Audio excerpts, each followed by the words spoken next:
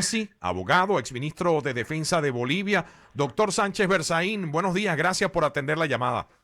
Buen día, mucho gusto, un saludo a toda la audiencia de La Poderosa. Bienvenido, doctor. Un placer conversar con el doctor Carlos Sánchez Berzaín y quisiéramos aprovechar la presencia vía telefónica del doctor Sánchez Berzaín para de alguna manera analizar el impacto de las primeras órdenes ejecutivas del nuevo gobierno de Donald Trump y J.D. Vance. Y específicamente quisiera comenzar en México, nuestro primer vecino, nuestro vecino de al lado, por así decirlo.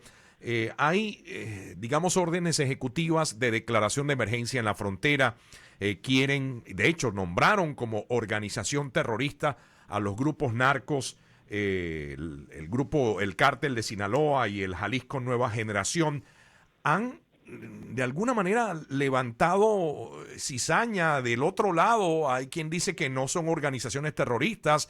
Esto definitivamente va a poner en prueba la presidencia de la señora Sheinbaum en México con respecto a esta nueva calificación de organización terrorista a estos cárteles mexicanos. Quisiera escuchar su análisis sobre esta primera orden ejecutiva al respecto.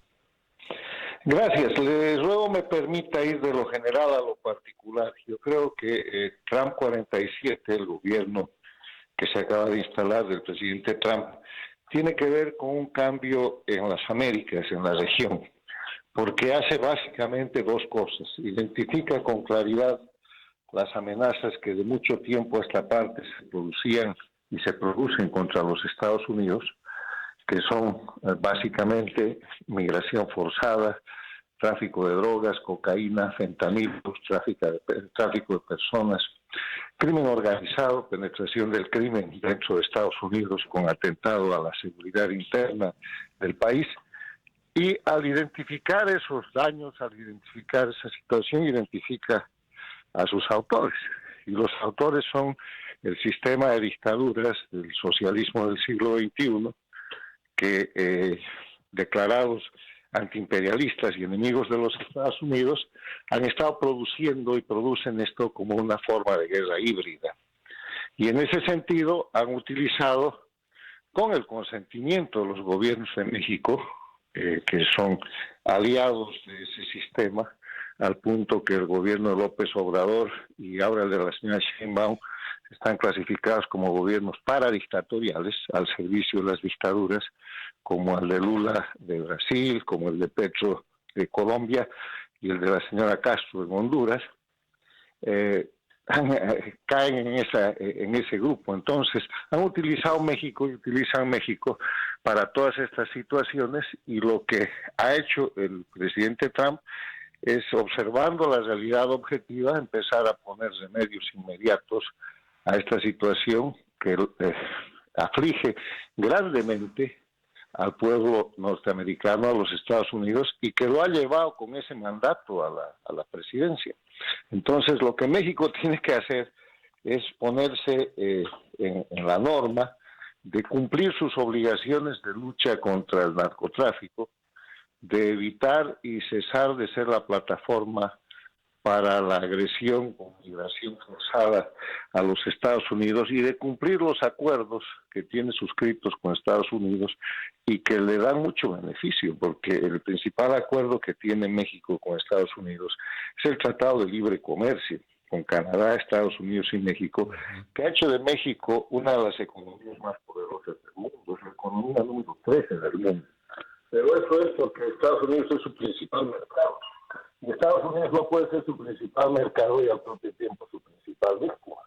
Tiene que haber una cooperación política mucho más seria de parte del gobierno mexicano para luchar contra el crimen y para frenar las agresiones a Estados Unidos, y la señal es clara. De esa señal con México podemos mirar el enfoque general a lo que es la política de Trump 47 con la región. Y es que yo creo que este gobierno está llamado por la historia para dar fin, para terminar esto que conocemos como las dictaduras de las Américas, Cuba, Venezuela, Nicaragua, Bolivia, que son los centros de producción de todas estas actividades criminales. Doctor Benzaín, estuvo en la toma de posesión el presidente Milei, muy activo, muy cercano al presidente Trump y a su equipo.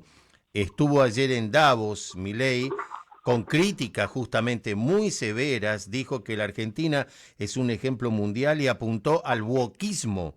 Dijo que es un cáncer. Hoy va a participar el presidente Trump en este foro en forma virtual, obviamente porque está con muchas actividades aquí en Estados Unidos. ¿Qué le parece lo que está pidiendo Milei? Porque puede ser una apertura muy importante, no solamente para la Argentina, sino para toda América Latina. Mire, lo que Milei ha logrado en un año respecto a la Argentina es algo extraordinario. Primero, ha vuelto a poner a la Argentina en el centro del tablero, no solamente de la región de las Américas, sino del mundo. Sí. Y segundo, ha llevado adelante un proceso de estabilización económica donde ha reducido a menos cero el déficit fiscal de la Argentina, y ahora viene un proceso en el cual va a generar importantísimas inversiones. Entre las cosas, o sea, ha creado condiciones de confianza para que la Argentina vuelva a ser un país del primer mundo. Todo lo contrario de lo que están haciendo los gobiernos de Brasil con Lula, que se está sumiendo en una crisis económica cada vez más fuerte, y México como López Obrador y ahora con Sheinbaum, que en lugar de avanzar en el rumbo de lo que es el desarrollo, la seguridad, la libertad y la democracia, en Brasil con Lula y México con López Obrador y Sheinbaum se han puesto al servicio de las dictaduras. No hay que olvidar que este México al que el presidente Trump 47 le acaba de dictar estas órdenes ejecutivas para proteger al pueblo de Estados Unidos y a las Américas en general, es el México que recibió a Maduro como si fuera un dignatario de Estado con alfombra roja, claro, y que no ejecutó la orden de captura vigente en ese momento por $15 millones de recompensa, hoy día ya son 25, que Estados Unidos tenía en curso, siendo su obligación legal de hacer eso, no solamente por los convenios internacionales, sino por el Tratado de Libre Comercio que tiene cláusula de derechos humanos y de democracia. Es el mismo México que contrata médicos, esclavos y otro personal que es explotado por sistema esclavista por la dictadura de Cuba, que le compra piedras a Cuba y le regala petróleo. Entonces, yo creo que las señales que se están dando son importantes para dejar las cosas claras. Si el gobierno de México decide ser aliado de las dictaduras, sostener las dictaduras y el crimen organizado, sostener los narcoestados que son Cuba, Venezuela, Nicaragua, no puede con la otra mano pretender ser el socio más importante de los Estados Unidos, país al que todo ese grupo de dictaduras agreden a título de antiimperialismo. Claro. Doctor Sánchez Berzaín, estamos perdiendo la señal de su llamada. No sé si es que tiene el speakerphone puesto o si lo puede desactivar. No, absolutamente no. ¿Cómo me escucha ahora? Ahora se escucha mejor. Me quedo quieto aquí. Okay. Ay, okay. Perfecto, muchísimas gracias. Ahora, usted hace referencia a la dictadura cubana. De hecho, el Departamento de Seguridad Nacional de la nueva administración tiene listas nuevas medidas para acelerar el fin de la dictadura cubana. Ese es el memorando interno que ha salido a la prensa, y estas medidas incluyen suspensión del envío de remesas a Cuba, suspensión de vuelos comerciales directos a Cuba, restricciones para exiliados cubanos, deportación de cubanos con antecedentes legales y deportación de personas vinculadas al régimen cubano. Y van a estar vigentes desde el próximo 30 de enero. ¿Qué le parece estas medidas tomadas por el nuevo Departamento de Seguridad Nacional? Bueno, va en el camino de otra de las acciones ejecutivas que el presidente Trump 47 ha emitido. Ha regresado rápidamente a Cuba al grupo de los países que auspician el terrorismo. Y está en el marco de esta política que es ahora o nunca. Esta gestión de Trump tiene que acabar con las dictaduras de las Américas. Y eso empieza por Cuba o por Venezuela, lo que sea más rápido. ¿Por qué? Porque esos son gobiernos criminales de crimen organizado transnacional que agreden abiertamente a los Estados Unidos, o sea, son enemigos de los Estados Unidos.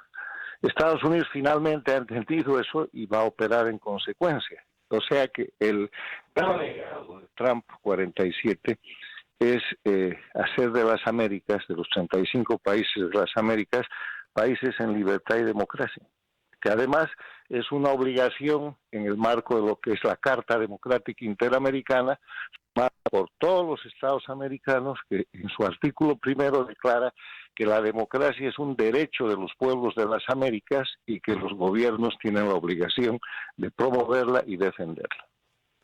Doctor Berzaín, si esto se implementa, para finalizar, y le agradecemos su tiempo, ¿qué rápido podría caer y llegar a una solución el tema Venezuela? Porque ya ayer el nuevo secretario de Estado, Marco Rubio, tuvo una conversación con María Corina Machado y con el presidente electo. ¿Qué rápido podría pasar esto, doctor? La rapidez con que se resuelva el tema de Venezuela no depende de Estados Unidos ni depende de los países aliados que respaldan la libertad y la democracia en Venezuela.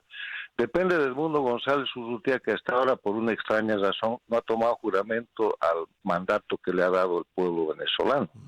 Él es el presidente electo de Venezuela y el 10 de enero o después, hoy día, mañana, cuando pueda, tiene que convertirse en el presidente constitucional de Venezuela.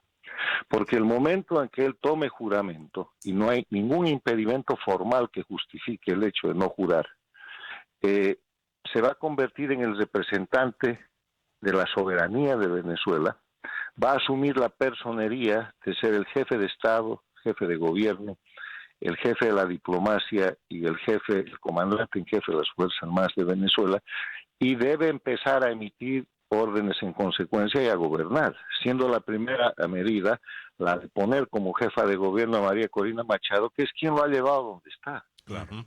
Todo el proceso de liberación del pueblo venezolano está liderado por María Corina Machado, que permanece en la clandestinidad en Venezuela porque el Mundo González Urrutia no jura y no organiza gobierno. Ya. Ahora, los peros que ponen, pero no quieren ser igual de Guaidó, pero no sé qué, son simples pretextos. Lo que necesitan es reemplazar la personería que hoy día está usurpando Maduro, que ha convertido a Venezuela en un país ocupado, en un país invadido por fuerzas criminales y militares, para empezar a operar en consecuencia. Una cosa es que el secretario de Estado hable con el candidato electo o con la dirigente, la líder venezolana y latinoamericana en la clandestinidad. Es muy importante, eso ha pasado ayer.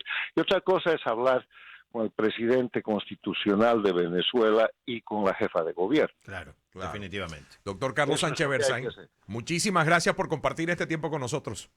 Encantado, un saludo. Un abrazo, doctor. Muchísimas gracias al doctor Carlos Sánchez Berzaín, director del Inter-American Institute for Democracy, abogado, exministro de Defensa de Bolivia. Estaba en Noticias 670. Con las noticias más recientes del día. Esto es Noticias 670 en la mañana. Son las 7:56 minutos. No nos detenemos en la información. Hay una actualización de lo que sucede a nivel global. Vuelve Mabel Fajardo. Buenos días. Sí, gracias. En esta nueva conexión actualizamos a nuestra audiencia. Las fuerzas de defensa de Israel han confirmado que sus tropas llevaron a cabo una incursión en la zona del Monte Dov, en el sur del Líbano, con el objetivo de eliminar amenazas y limpiar la zona de armas e infraestructuras enemigas en medio del alto al fuego alcanzado con el grupo terrorista Hezbollah hace casi un par de meses. Las tropas de la Brigada de Montaña, una unidad especial del Mando Norte, ha localizado numerosas armas, así como lanzamisiles, proyectiles orientados hacia territorio israelí. Y el presidente de Estados Unidos, Donald Trump, ha anunciado el nombramiento al empresario y abogado estadounidense Andrew Puster como nuevo embajador ante la Unión Europea. Dijo Trump que hará un excelente trabajo representando los intereses estadounidenses en el viejo continente. Y el presidente del gobierno español, Pedro Sánchez, ha arremetido en su discurso en el foro de Davos contra los denominados tecnomillonarios según él, que tienen todo el poder económico. No ha dado nombres, pero se refiere, por ejemplo, a Elon Musk, a Mark Zuckerberg y a Jeff Bezos. Eso sí, muy, muy socialista, pero inspirándose en un capitalista por antonomasia. Ha dicho que hay que recuperar las redes sociales. Dijo esto el socialista Pedro Sánchez en Davos. Stop those who want to turn them into a weapon for dismantling our democracies. In a nutshell, let's make social media great again. Pues así, y detengamos a quienes quieren convertirlos en un arma para desmantelar a nuestras democracias. En pocas palabras, hagamos las redes sociales grandes de nuevo. Y el príncipe heredero de Arabia Saudí, Mohammed bin Salman, ha felicitado en una conversación directa al 47º presidente de Estados Unidos, Donald Trump. Ha anunciado un aumento de las inversiones saudíes en Estados Unidos valoradas en $600 mil millones, o lo que es lo mismo,